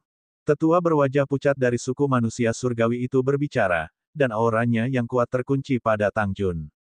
Konon katanya 10 ras teratas di zaman dahulu lebih kuat dari yang sekarang, tapi aku tidak percaya. Serahkan saja orang dari ras langit dan bumi ini padaku. Kultivator klan darah melangkah maju dan mengunci auranya ke Ronggong. Dia berada di level yang sama dengan Ronggong. Dia ingin membuktikan bahwa ras darah tidak lebih lemah dari ras langit dan bumi. Bahkan, mereka mungkin lebih kuat. Kalau begitu serahkan saja mereka berdua padaku. Aku akan langsung membunuh mereka. Malaikat yang kuat mengunci auranya pada Ye Ye dan Luming. Tubuhnya diselimuti cahaya suci dan kedua belas sayap malaikatnya terentang. Dengan kepakan sayapnya, sosoknya bagaikan sambaran petir, menerjang ke arah Luming dan Ye Ye. Beberapa kilatan pedang malaikat menebas ke arah Luming dan Ye Ye. Jelas, malaikat itu tidak mengenali Luming. Ini karena penampilan dan aura yang ditiru Luming menggunakan teknik imitasi utama benar-benar berbeda dari saat dia pertama kali datang ke medan perang Qianqiu. Luming, hati-hati. Ye meraung dan mengedarkan kekuatannya secara ekstrim, siap bertarung. Ye, serahkan padaku. Lu Ming berkata dengan tenang. Dia melangkah maju dan muncul di depan si Jue. Dia meraih udara dengan telapak tangannya dan tombak panjang terbentuk. Dia menusukkan tombak itu ke depan dan beberapa sinar cahaya tombak meledak. Dan EBSP, setelah tiba di medan perang 1000 tahun, dia telah menerobos 2 tingkat kultivasi, dari Dewa Penguasa tingkat ketiga ke Dewa Penguasa tingkat kelima. Dia benar-benar ingin menguji seberapa kuat kekuatan tempurnya. Malaikat ini adalah malaikat bersayap 12, dan dia adalah salah satu malaikat paling berbakat. Dia juga berada di tingkat ketujuh alam master surgawi, dan kekuatan tempurnya tidak lebih lemah dari Yeling Tianshu. Itu paling cocok untuk menguji kekuatan tempurnya saat ini. Ledakan, ledakan, ledakan. Cahaya tombak dan cahaya pedang bertabrakan, menciptakan serangkaian ledakan. Kemudian, cahaya pedang runtuh, dan cahaya tombak menyala. Wajah malaikat itu berubah, dan dia mundur. Pada akhirnya, dia berhasil menghindari sebagian besar pancaran cahaya tombak itu, tetapi dia tetap terkena salah satu pancaran cahaya tombak itu. Luka yang dalam muncul di tubuhnya. Hah! Para ahli istana surgawi lainnya mengerutkan kening. Kekuatan tempur Lu Ming berada di luar imajinasi mereka. Dia pasti seorang jenius. Apa yang terjadi, Stanford? Kau bahkan tidak bisa mengalahkan dewa penguasa tingkat kelima. Kata salah satu si kembar. Kedua saudara kembar itu berdiri di kedua sisi wanita muda itu dan tampaknya tidak mempunyai niat untuk menyerang. Bab 4630, bertarung dengan dewa penguasa tingkat ke-8. Stanford, elit klan malaikat, memiliki ekspresi muram. Dia menatap Lu Ming dengan tatapan membunuh. Kekuatan tempur bocah ini sangat kuat, tetapi aku bisa menekannya. Aku tidak menggunakan kekuatan penuhku tadi. Aku akan membunuhnya dalam 3 gerakan. Kata Stanley dingin. Dia memang belum menggunakan kekuatan penuhnya saat ini. Dan EBSP, tetapi seorang dewa penguasa tingkat ke-6 dan dewa penguasa tingkat ke-5, dalam pandangannya, bahkan tidak perlu menggunakan kekuatan penuhnya untuk membunuh mereka. Basis kultivasinya sudah lebih tinggi, dan dia adalah malaikat bersayap 12. Dia memiliki kepercayaan diri 100% pada dirinya sendiri. Membunuh. Cahaya suci. Teriak Stanford. Cahaya suci meledak dan berkumpul di pedang malaikat. Ia menyatu dengan pedang itu dan berubah menjadi cahaya pedang yang mengerikan, menebas Lu Ming, mencoba memotongnya menjadi 2. Melalui pertukaran sebelumnya, dia tahu bahwa Lu Ming tidak sederhana. Oleh karena itu, dia menggunakan semua kekuatannya dalam gerakan ini. Orang-orang istana surgawi lainnya tidak bergerak, hanya menonton dengan acuh tak acuh. Mereka tidak terburu-buru untuk menyerang. Mereka ingin membunuh para pemberontak satu persatu dan membuat mereka merasa takut. Hanya dengan begitu mereka akan merasa senang. Tidak lebih dari ini, akhiri saja. Kilatan dingin melintas di mata Lu Ming. Dia tidak menahan diri. Tombak dewa perang muncul dan dia menusukkannya ke depan, beradu dengan pedang pertempuran malaikat. Dengan suara keras, pedang malaikat itu meledak. Tombak Lu Ming tidak berhenti. Ia melesat seperti kilat. Dengan bunyi plop, area di antara kedua alis Stanford tertusuk. Jiwanya musnah oleh kekuatan yang mengerikan itu dan ia tewas di tempat. Mata Stanford terbuka lebar. Dia tidak mengerti mengapa Lu Ming begitu menakutkan sehingga dia bahkan tidak bisa menghalangi satu gerakan pun. Dan EBSP, meskipun dia memiliki kultivasi dewa penguasa tingkat ke-7, kekuatan tempurnya sudah cukup untuk melawan dewa penguasa tingkat ke-8 dari ras biasa. Dan EBSP, dia telah dibunuh seketika oleh dewa penguasa tingkat ke-5 dengan kekuatan bertarung setingkat ini, dan dia meninggal dengan sedih. Orang-orang lain di istana surgawi juga terkejut, wajah mereka penuh dengan ketidakpercayaan. Mereka tahu betul seberapa kuat Stanford. Kalau tidak, mereka tidak akan memintanya untuk ikut bersama mereka. Dan EBSP, sekarang, dia benar-benar telah dibunuh secara instan oleh seorang Divine Master tingkat ke-5. Ini sungguh tidak masuk akal. Kekuatanku sungguh telah meningkat pesat. Lu Ming memperlihatkan senyum tipis. Stanford tidak lebih lemah dari The Guardian. Di benua bintang, ia tidak sebanding dengan The Guardian. Pada akhirnya, ia menggunakan seluruh kekuatannya, beberapa kartu asnya, dan kabut hitam. Dengan bantuan QQ, ia akhirnya berhasil membunuh The Guardian.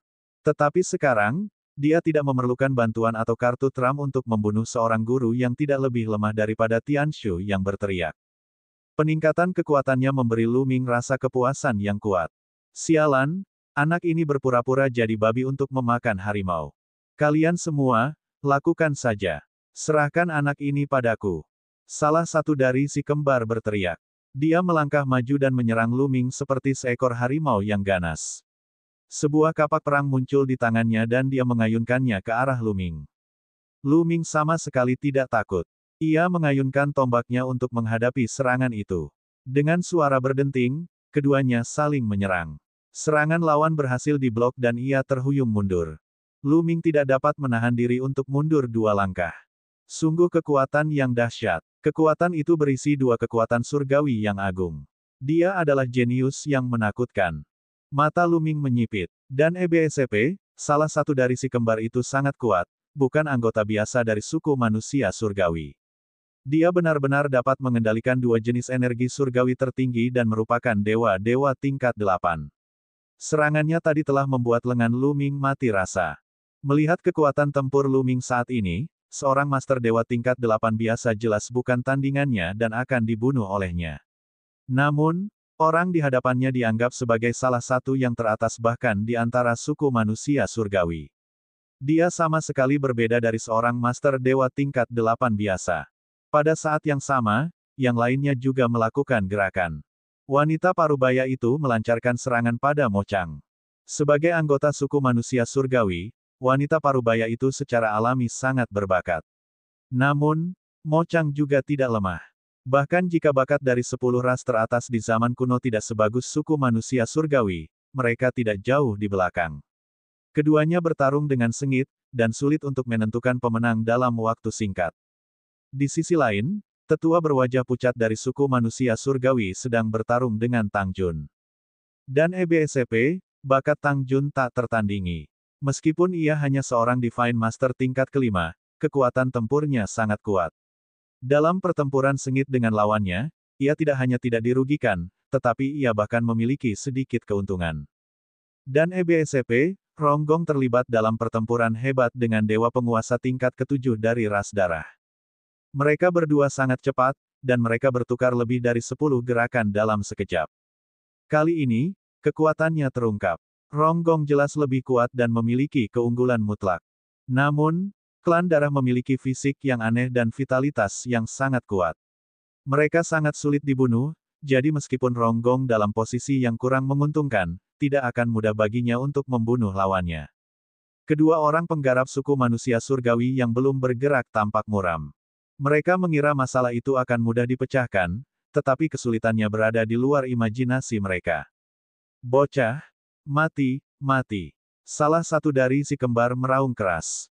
2 jenis kekuatan surgawi pamungkas meletus dan berkumpul di kapak perang, melancarkan badai serangan ke arah Lu Ming. Kaulah yang akan mati. Lu Ming berteriak dingin dan mengacungkan tombak dewa perang. Cahaya tombak itu menembus udara dan menembus kehampaan. Kekuatannya sangat mengerikan. Dalam sekejap mata, dia telah bertukar puluhan gerakan dengan lawannya. Kekacauan. Ayo pergi. Lu Ming tiba-tiba berteriak. Dia membuat segel dengan satu tangan dan sebuah benua besar muncul, menekan pihak lain. Selama kurun waktu ini, Lu Ming tidak berkultivasi dengan sia-sia. Ia semakin mengenal gaya primitif, dan kekuatannya pun semakin kuat. Dulu, saat menggunakan jurus primal, ia perlu membentuk segel dengan kedua tangan. Namun kini, ia dapat membentuk segel dengan satu tangan. Ini membuat pertarungannya jauh lebih mudah. Gunung-gunung dan sungai-sungai di benua yang sunyi itu jauh lebih nyata daripada sebelumnya. Seolah-olah benua yang sunyi itu telah muncul kembali dan menekan pihak lain. Kekuatan yang dahsyat itu menyebabkan lautan darah di bawah berguncang dan gelombang darah melonjak. Buka itu, mati, teriak pihak lain. Ekspresinya sangat serius. Dia bisa merasakan bahaya yang mengerikan dari gerakan ini. Dia mengerahkan segenap tenaganya untuk mengayunkan kapak itu, yang mendarat di daratan, menimbulkan suara ledakan yang menggelegar. Namun, pada saat ini, Lu Ming kembali melancarkan gerakannya. Ia menggunakan jurus penghancur langit dan menusuk lawannya, mengincar ruang di antara kedua alisnya. Pihak lain terkejut. Dia hanya bisa mengayunkan kapaknya untuk menebas Lu Ming, bertabrakan dengan cahaya tombak dan menghalangi serangan itu. Namun, daratan utama yang kacau terus menekan dan menghantam tubuh pihak lain. Dengan suara keras, tubuh pihak lainnya terhempas ke lautan darah bagaikan meteorit. Kakak kedua, yang satu lagi di antara si kembar meraung, matanya memancarkan niat membunuh yang brutal. Para ahli istana surgawi lainnya juga terkejut. Hal ini terutama berlaku bagi lelaki tua berwajah pucat yang sedang bertarung dengan Tang Jun. Ia telah dipaksa ke posisi yang tidak menguntungkan, tetapi pada saat ini, pikirannya bergetar dan ia terkena serangan Tang Jun karena kecerobohannya. Ia batuk darah dan mundur. Hualala! Tiba-tiba, air laut di bawah mereka mulai berguncang. Ombak melonjak dan sebuah sosok melayang ke langit. Sosok itu adalah salah satu dari si kembar tadi. Namun, kondisinya sekarang sangat menyedihkan. Dia terluka di banyak tempat dan darah terus mengalir keluar. Tindakan tadi membuatnya merasa sangat tidak nyaman. Bab 4631, Si Kembar, Serangan Gabungan. Salah satu dari si kembar, anggota suku manusia surgawi, melotot ke arah Luming bagaikan binatang buas, seakan ingin mencabik-cabik Luming. Tindakan Luming tadi membuatnya merasa sangat tidak nyaman. Lebih dari 10 tulangnya patah dan organ dalamnya terluka. Lukanya tidak ringan. Dan EBSP, dia benar-benar telah dilukai oleh dewa penguasa tingkat kelima. Ini adalah penghinaan yang sangat besar. Bocah, aku akan mencabik-cabikmu. Pihak lainnya berteriak, wajahnya garang. Aku akan memberimu dorongan. Manusia surgawi muda yang belum bergerak pun berbicara. Sebelum dia bisa menyelesaikan kata-katanya, dia dengan cepat membentuk segel dengan tangannya. Kemudian, susunan besar yang dibentuk oleh rune yang tak terhitung jumlahnya melayang di atas kepalanya. Asyik, formasi mantra itu bergetar sedikit, dan pada saat berikutnya, formasi mantra muncul di atas kepala tetua berwajah putih, wanita parubaya, anggota klan darah, dan salah satu saudara kembar. Formasi itu melepaskan cahaya putih susu yang jatuh ke semua orang. Pada saat ini, aura semua orang tiba-tiba melonjak. Keempat ahli istana surgawi itu seperti telah disuntik dengan darah ayam. Aura mereka terus melonjak dan menjadi semakin kuat. Ledakan. Mo Chang sebenarnya tidak lemah, dia terpaksa mundur karena serangan lawan. Tang Jun dan Rong Gong yang semula berada di atas angin, kini ditekan oleh lawannya. Bocah, mati saja. Adik laki-laki si kembar melolong dan menyerang Luming dengan ganas menggunakan kapak perangnya. Kedua jenis kekuatan surgawi tertinggi bersiul dan berkumpul di kapak perang, berubah menjadi bayangan kapak yang memenuhi langit. Kekacauan. Luming sekali lagi menggunakan jurus primal. Sepetak tanah besar terbentuk dan menekan pihak lain. Buka itu. Mati. Pihak lain meraung dan kapak perangnya menebas benua itu. Benua itu bergetar hebat, dan retakan segera muncul sebelum meledak. Sosok pihak lain hanya sedikit terhalang dan terus menyerang Luming. Asyik. Tombak Dewa Perang bergetar dan menusuk terus-menerus, beradu dengan kapak perang. Klang, klang, saat. Dalam sekejap, kedua belah pihak saling bertukar lusinan jurus. Serangan saudara kembar kedua berhasil dihalangi dan dia pun mundur. Namun, tubuh Luming juga bergetar hebat dan dia melayang mundur. Kekuatan yang luar biasa. Kekuatannya setidaknya 2 kali lipat dari sebelumnya. Mata Luming menyipit dan ekspresinya berubah serius. Dia melirik ke arah wanita muda dari suku manusia surgawi dan kemudian ke formasi rune di atas kepala saudara keduanya. Jelaslah bahwa karena formasi ini, kekuatan saudara keduanya dan para ahli istana surgawi lainnya telah meningkat pesat. Kemampuan ini sebenarnya dapat meningkatkan kekuatan seseorang. Kemampuan semacam ini sedikit menakutkan. Ketika ranah seseorang relatif rendah, memang akan ada beberapa bakat dalam profesi tambahan. Orang-orang ini tidak pandai bertarung, tetapi mereka tak terkalahkan dalam profesi tambahan. Mereka dapat memberi orang dukungan dan meningkatkan kekuatan tempur orang lain. Akan tetapi, semakin tinggi wilayah seseorang, semakin sulit pula untuk meningkatkannya. Apalagi alam dewa yang surgawi. Dan EBSP, sungguh sulit untuk meningkatkan kekuatan tempur seorang dewa penguasa. Kultivator perempuan dari suku manusia surgawi ini pastilah seorang jenius yang langka di antara suku manusia surgawi. Kekuatan terlarang, nak, kekuatan yang kau kendalikan adalah kekuatan terlarang, kau adalah Luming. Adik laki-laki si kembar tiba-tiba berteriak. Setelah bertukar berkali-kali dengan Lu Ming, dia akhirnya menyadari bahwa kekuatan yang dikendalikan Lu Ming adalah energi terlarang. Apa? Kekuatan terlarang? Orang lain juga terkejut, lalu meledak dengan niat membunuh yang dingin. Lu Ming? Itu Lu Ming. Tidak heran kekuatan tempurnya begitu mengerikan. Akan tetapi, karena orang itu adalah Lu Ming, dia harus disingkirkan dan dibunuh. Lu Ming, mati saja. Aku akan terbang ke surga setelah membunuhmu. Saudara kembar kedua melotot ke arah Lu Ming dengan tatapan membara. Energi surgawi tertinggi dalam tubuhnya meledak dengan liar dan dia menyerang Lu Ming lagi. Membunuh. Lu Ming berteriak dan mengayunkan tombaknya untuk bertarung dengan lawannya. Keduanya bertarung dengan gila-gilaan dan bertukar ratusan jurus berturut-turut, tetapi tidak ada pemenang yang jelas. Haruskah saya menggunakan energi asal saya? Lu Ming terus berpikir dalam hatinya. Kakak laki-laki si kembar tidak bergerak. Dia berdiri berjaga di samping wanita muda itu. Namun, dia memberi Lu Ming rasa tekanan yang kuat dan membuatnya merasa bahwa dia dalam bahaya. Selain itu, Mo Chang dan yang lainnya juga sama sekali tidak diuntungkan, terutama Mo Chang yang berada dalam situasi genting dan sewaktu-waktu bisa dibunuh oleh pihak lawan. Lu Ming ingin menggunakan kekuatan asal untuk mengalahkan saudara keduanya. Namun, dia tidak menyangka aku bisa membunuhnya dalam satu gerakan. Jika aku tidak bisa membunuhnya dalam satu gerakan, kakak laki-laki kembar yang ikut bertarung tidak akan mengubah situasi. Ketika Mo Chang terbunuh, wanita parubaya itu akan bebas, dan mereka akan berada dalam bahaya yang lebih besar. Mungkinkah dia harus mencabut lengan Raja Manusia? Namun, Lu Ming segera menepis gagasan ini. Jika dia menggunakan lengan Raja Manusia, Lu Ming yakin dia bisa membunuh orang-orang dari istana surgawi ini. Namun, lengan Raja Manusia akan terekspos. Menurut peti perunggu, setelah tubuh Raja Manusia dikumpulkan, tubuh itu dapat digunakan untuk menyapu seluruh dunia, menjadi tak terkalahkan, dan menginjak-injak istana surgawi dengan mudah. Nilai tubuh Raja Manusia yang begitu mengerikan sudah tidak terbayangkan. 4 harta karun tertinggi di istana surgawi atau harta karun tertinggi lainnya di alam semesta tidak dapat dibandingkan dengannya. Oleh karena itu, jika sedikit saja informasi tentang tubuh Raja Manusia bocor, hal itu dapat menyebabkan bencana yang mengejutkan. Lu Ming tidak akan pernah menggunakannya kecuali dia tidak punya pilihan lain. Jadi, apa yang harus dia lakukan sekarang? Tiba-tiba, mata Lu Ming berbinar.